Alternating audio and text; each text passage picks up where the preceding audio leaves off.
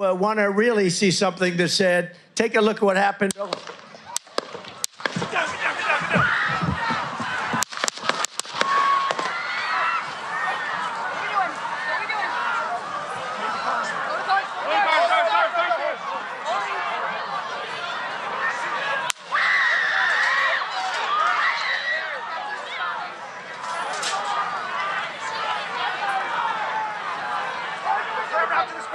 Move to spare. Hold.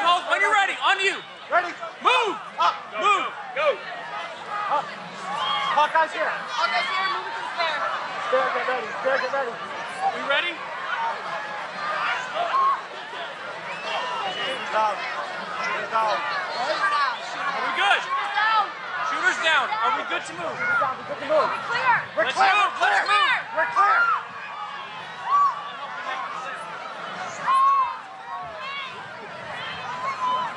Come on. Let me get my shoes. I got you, sir. Let me get my shoes on. Hold that in your head. It's bloody. So we got to move to the bus. Let me get my shoes. Okay. Put shoes down. Get the shield. Watch out. Wait.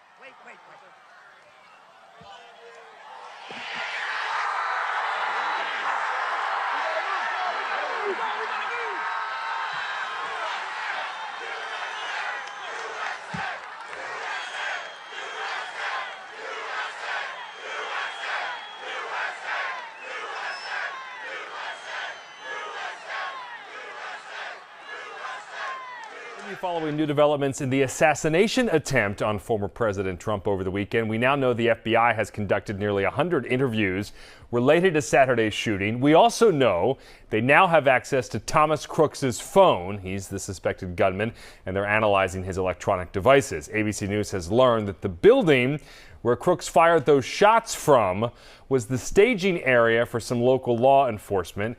It's unclear why his presence up on the roof was missed. Yeah, not missed apparently by some of the rally goers who saw him.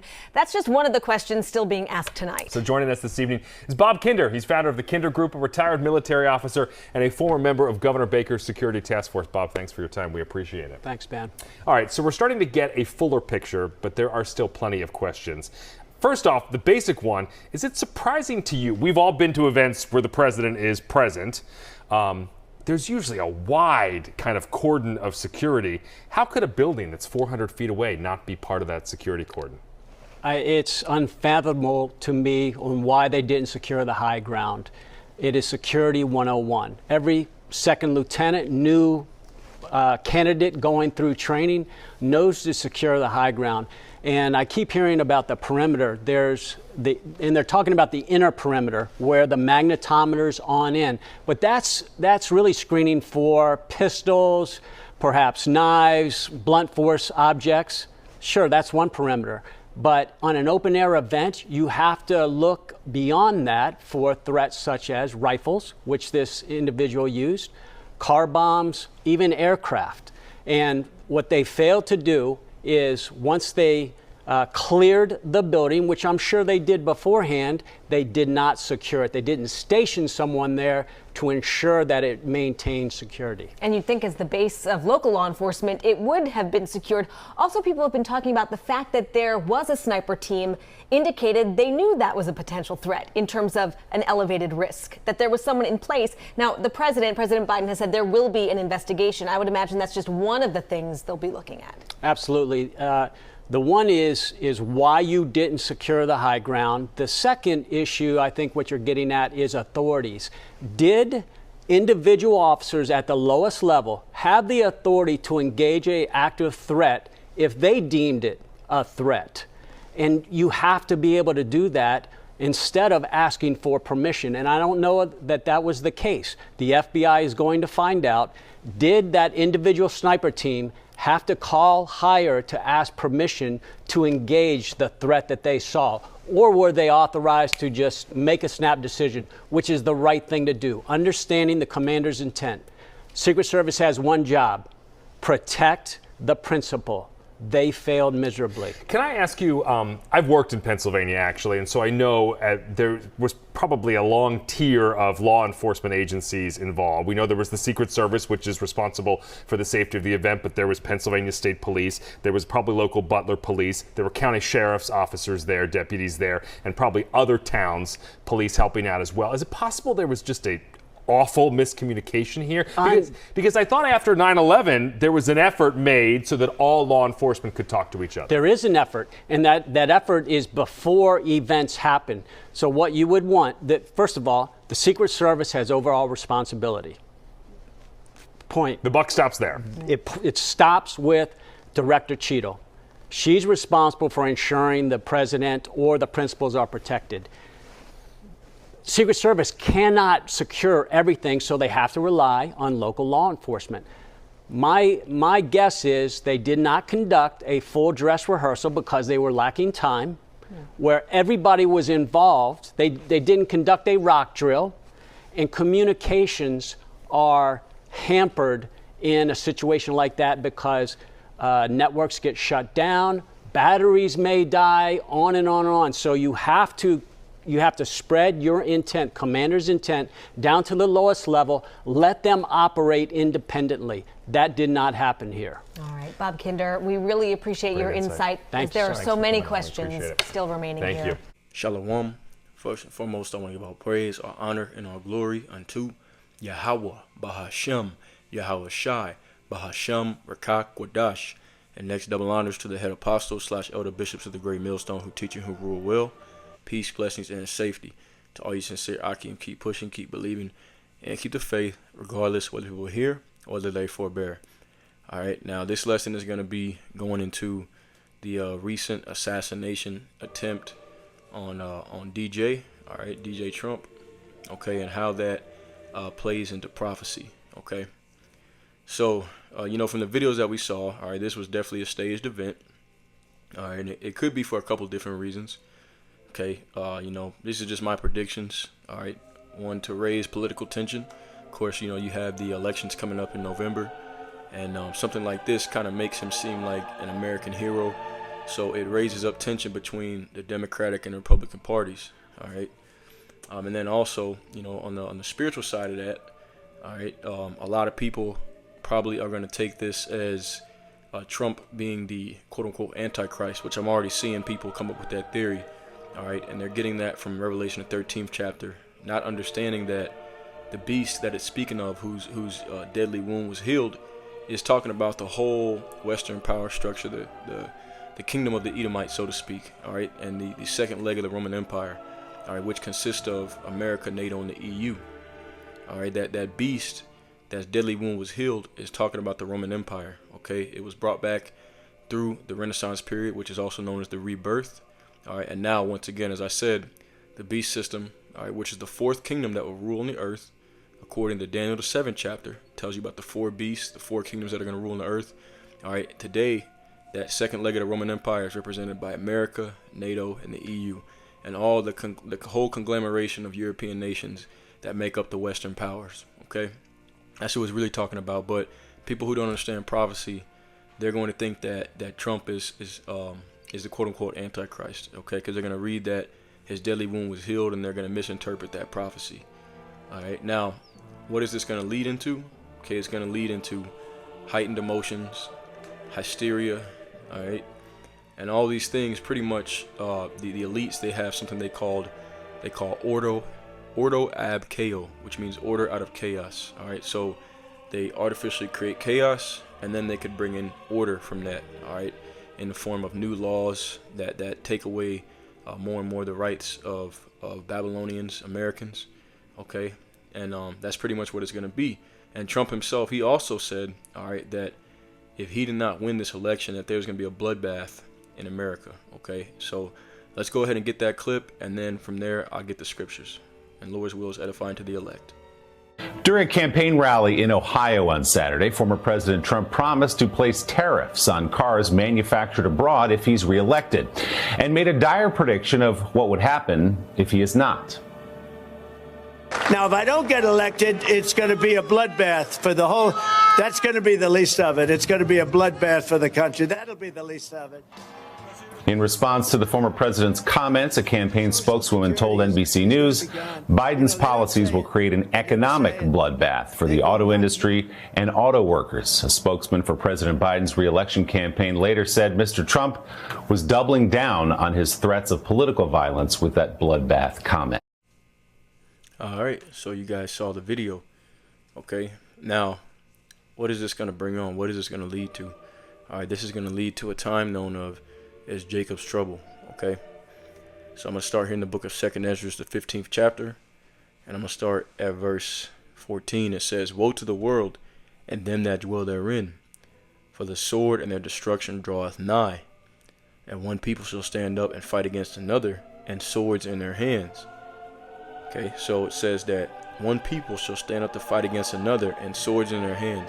All right, what is a sword representative of? It's representative of a killing instrument, okay, of weapons. It says, "For there shall be sedition among men." All right, let's go into the definition for that word sedition. Okay,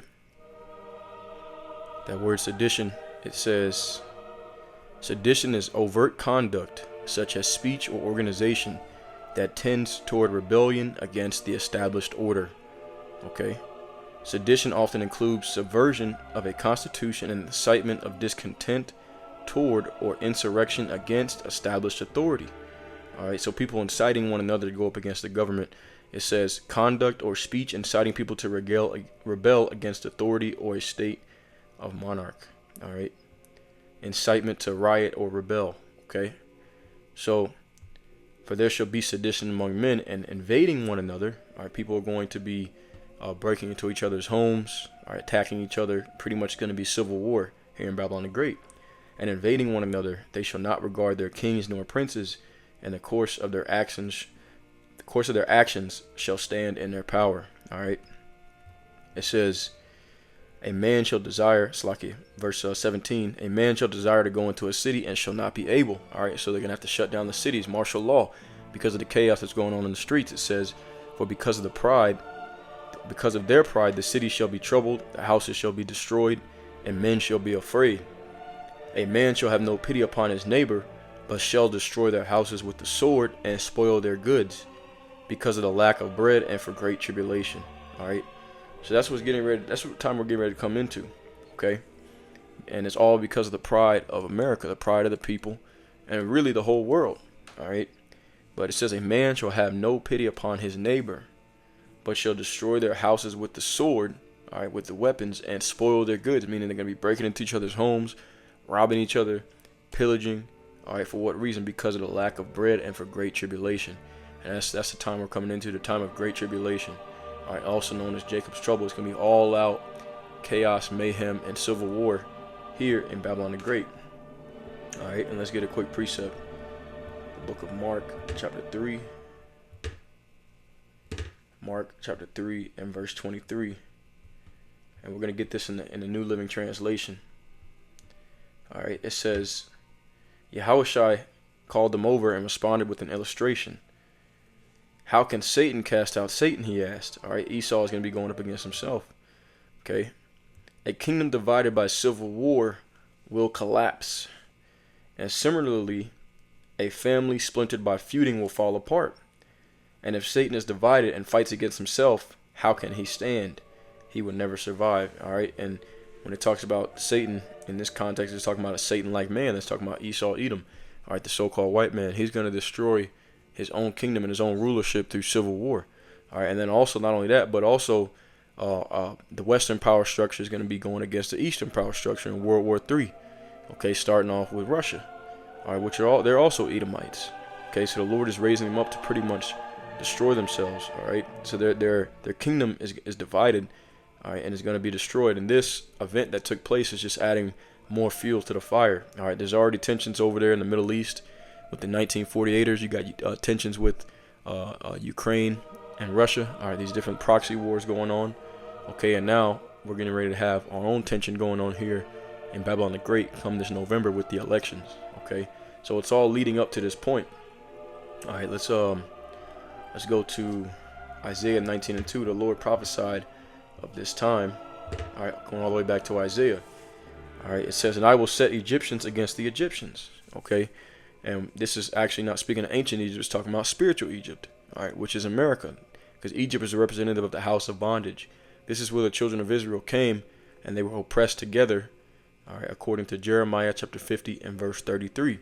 Okay, this is the place where we both came and are in captivity until the Lord comes and delivers. He says, I will set the Egyptians against the Egyptians, and they shall fight every one against his brother, and every one against his neighbor, city against city, and kingdom against kingdom. Okay, and Esau represents the modern day Egyptians. Okay, the Egyptians, ancient Egyptians back there played the role of the taskmaster. All right, the slave holder. All right, and Esau is playing that role today in spiritual Egypt. So he says, I will set them against each other. Okay, and it's once again, it's all part of the movie. All right, this is Jeremiah chapter 30, and ultimately this is going to lead to our deliverance. Okay, Jeremiah 30:1. The word that came to Jeremiah from the Lord, saying, Thus speak the Lord God of Israel, saying, Write thee all the words that I have spoken unto thee in a book. For lo, the days come, saith the Lord, that I will bring again the captivity of my people Israel and Judah, saith the Lord. All right, meaning he's going to deliver those that went into captivity. He's not saying he's going to put them in captivity again. He's going to deliver the captivity of his people. All right, deliver them from that. All right, it says, and I will cause them to return to the land that I gave to their fathers, and they shall possess it. All right, and these are the words that the Lord spake concerning Israel and concerning Judah. All right, both northern and southern kingdom.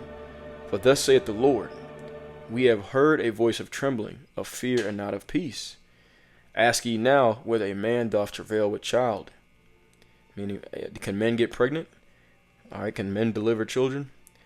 Wherefore, meaning, for what reason do I see every man with his hand on his loins, as a woman in travail, and all the faces are turned to paleness? All right, when you're in great fear, your face turns pale.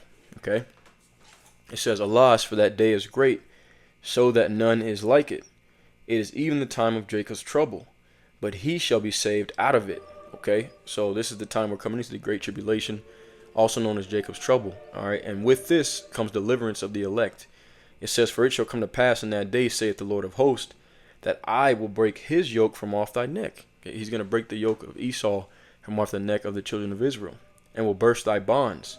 As strangers shall no more serve themselves of him. We're no longer going to be servants and handmaids, no longer going to be captive. All right, because this society is going to fall, it's going to crash, and the elect is going to be delivered into the kingdom. It says, But they shall serve the Lord their God, and David their king, whom I will raise up unto them. Therefore fear thou not, O my servant Jacob, saith the Lord, and neither be dismayed, O Israel. For lo, I will save thee from afar, and thy seed from the land of their captivity. And Jacob shall return and shall be in rest, and be quiet, and none shall make him afraid. So when all this happens, that's when the Israelites, the true biblical Israelites, will be delivered, all right, from the land of their captivity. It says, For I am with thee, saith the Lord, to save thee. Though I make a full end of all nations whither I have scattered thee, yet will I not make a full end of thee. But I will correct thee in measure, and will not leave thee altogether unpunished. Okay, so he says, I'm going to make a full end of all the nations whither I have scattered thee. Yet will I not make a full end of thee. So he's going to bring destruction upon these nations where we've been scattered, starting off first and foremost with here, America, Babylon the Great. And this is the beginning of it. Okay, we're going to see more and more crazy, chaotic things happening as time goes on, because we're getting closer and closer to the end, all right, when the Yahushai, who the world ignorantly calls Jesus, comes and delivers his elect. Okay, so this is Matthew the 24th chapter and verse 3. And as he sat upon the Mount of Olives, the disciples came unto him privately, saying, Tell us, when shall these things be? And what shall be the sign of thy coming and of the end of the world? And Yahushua answered and said unto them, Take heed that no man deceive you. For many shall come in my name, saying, I am the anointed, and shall deceive many. And a lot of people, there's people doing that. You got people trying to say that they're the Messiah. And you also have a lot of people coming saying that they're coming in the name of the Lord. All right, and they're preaching false doctrines. All right, it says, And you shall hear of wars and rumors of wars. See that ye be not troubled, for all these things must come to pass, but the end is not yet. All right, Christians will take that as, oh, so there ain't going to be no wars. But it tells you right here in the next verse, For nation shall rise against nation, and kingdom against kingdom. All right, this is war. And there shall be famines and pestilence and earthquakes in diverse places. All these are the beginning of sorrows. Okay. Then shall they deliver you up to be afflicted, and shall kill you, and you shall be hated of all nations for my name's sake. And then shall many be offended, and shall betray one another, and shall hate one another. And many false prophets shall rise, and shall deceive many. And because iniquity shall abound, the love of many shall wax cold. And iniquity is hatred for the law, contempt for the law, sin upon sin. All right, but he that shall endure unto the end, the same shall be saved. Okay, so if you make it through all this, you make it through Jacob's trouble, you're chosen. All right, then you're gonna make it into the kingdom. Okay, you make it all the way to the end. You get beamed up into a chariot. Let's see. Let's get an account of that a little bit farther down in the chapter. Okay, and I'm gonna read this verse right here. It says, verse 21, Matthew 24:21. It says, "For then shall be great tribulation, such as was not since the beginning of the world to this time, no, nor ever shall be." So that's the time we're coming into. "And except those days should be shortened, there should no flesh be saved. But for the elect's sake, those days shall be shortened." All right, so the days will be shortened, but everyone is going to go through the time of Jacob's trouble. Okay, there's not going to be any pre-tribulation rapture. That's a false doctrine from the Christian church. I'm going to prove it right here. Matthew 24:29. "Immediately after the tribulation of those days, immediately after the tribulation of those days, shall the sun be darkened, and the moon shall not give her light, and the stars shall fall from heaven, and the powers of the heavens shall be shaken. And then shall appear the sign of the Son of Man in heaven, and shall all the tribes of the earth mourn." Because they're going to know this is it. And it's not going to be what they expect either. People think that it's going to be a white Jesus coming out of the sky, and that's false. All right, he's not going to look like what most people in the world expect him to look like, and they're going to realize that, you know, that we've been right all along, and that the stuff we've been saying is coming to pass, and that's why they're going to mourn. "And they shall see the sign, they shall see the Son of Man coming in the clouds of heaven with power and great glory." All right, these clouds are the vehicles of the angels. "And he shall send his angels with a great sound of a trumpet, and they shall gather together his elect from the four winds, from one end of heaven to the other." All right, so there you go. That's what this is. That's what this is going to end in. Okay, it's going to end in Yahushua coming, all right, bringing fire and sword, you know, bringing a lot of destruction. Okay, and then also beaming up his elect at the same time. But yeah, this is, you know, Lord's will, this is the beginning of it. But once again, I think that, just to reiterate, you know, what I started with, I believe that this happened, you know, as pretty much a catalyst for Jacob's trouble to come. Okay, you know, we're going to see more and more things happen, more and more strange things, you know, as time goes on, until finally that wall is you know, explodes, and the great flood of destruction comes in. Okay, but anyways, I'm gonna close out with that. Just a quick little video. Lord's will is edifying. As always, I'm gonna give all praise, honor, and glory to Yahweh, Bahashem Yahushai, Bahashem Rakakwadash, Shalom, and a Bible ball.